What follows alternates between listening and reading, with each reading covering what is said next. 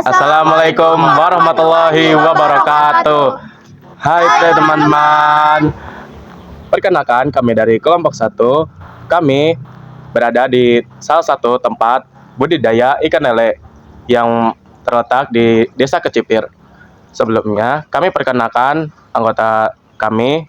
Pertama dari saya Raffi, dan ini Vina, Naila, Arin, Ilham, dan Andra.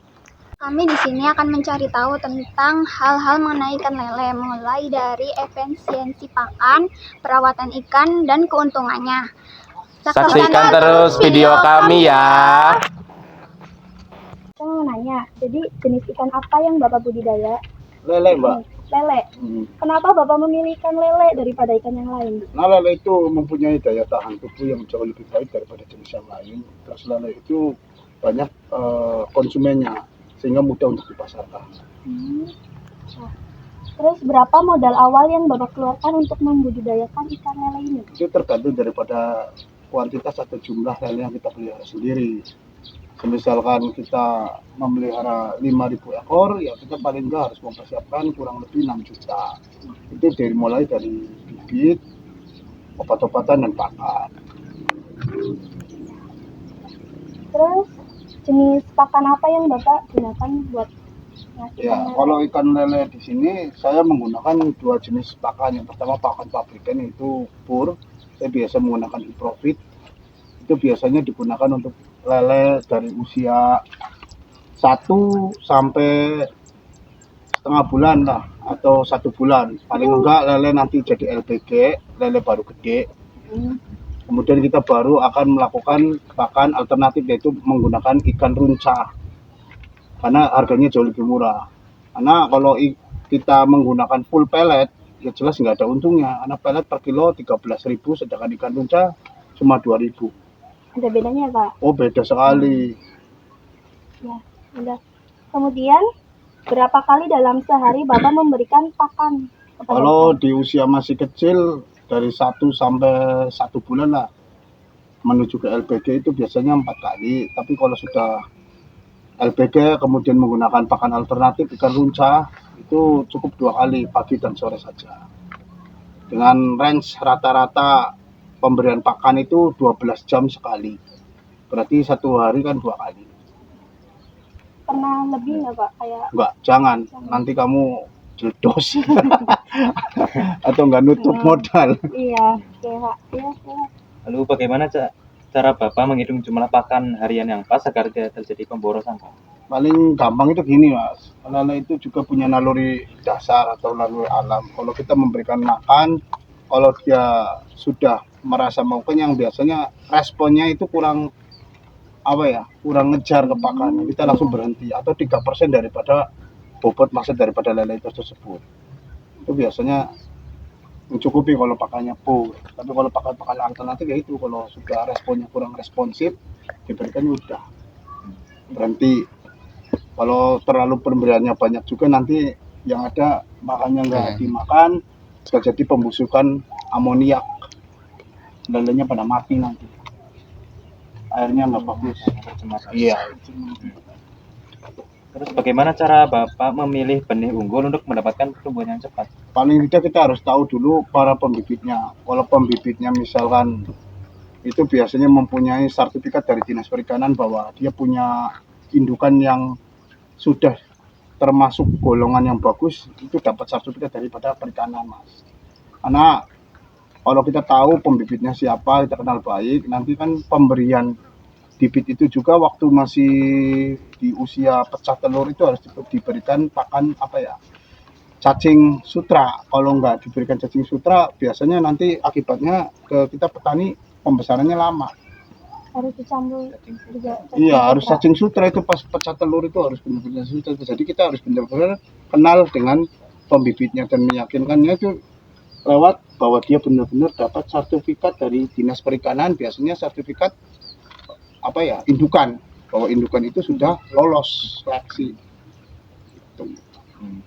Terus seberapa sering Bapak mengganti air di kolam ini? Kalau penggantian air sendiri, kita lihat dari kondisi ikannya sendiri. Biasanya semakin ikan besar, itu semakin sering, bisa jadi kita 3 hari sekali. Tapi kalau masih usia kecil-kecil, usia 1 sampai 1 bulan, itu 1 minggu sekali lah. Tapi semakin kepadatannya padat dalam satu kolam padat itu terus besar-besar, itu biasanya 3 hari sekali kita harus ganti. Kalau enggak, ya tadi bisa keracunan ikannya. Airnya jelek, amoniak meningkat, bauan, amoniak ditai mas. Lalu berapa lama waktu yang dibutuhkan dari lele masih menjadi benih hingga lele siap panen, Pak? Itu kurang lebih tergantung cuaca, terus utamanya benih ya mas, benih, kemudian cuaca dan pemberian pakan. Tapi biasanya rata-rata itu di usia 2 bulan sampai 3 bulan lah lele sudah bisa panen. Kan panennya juga bertahap mas, nggak sekalian sortir dulu. Ukuran yang biasanya masuk ke pasaran itu ukuran 1 kilo 12, 1 kilo antara 1 kilo 8 isi 8 ya, sampai 1 kilo isi 12. Itu juga nanti tergantung pasarannya mas. Kalau Jawa Tengah itu senangnya ngambil lele yang besar, apa sih, isi 8 sampai isi 10. Tapi kalau Jawa Barat hobinya isi 12 per kilo. Karena biasanya itu pasaran pecelnya itu kan, kalau sampai makan pecel kan isinya 2 ya. Iya, itu beda wilayah, maka akan beda daripada apa sih isi daripada lele tersebut. Terus biasanya ada kendala apa, Pak? Penyakit. Kendalanya? Kendalanya penyakit sama cuaca. Jadi penyakitnya biasanya apa sih, jamur.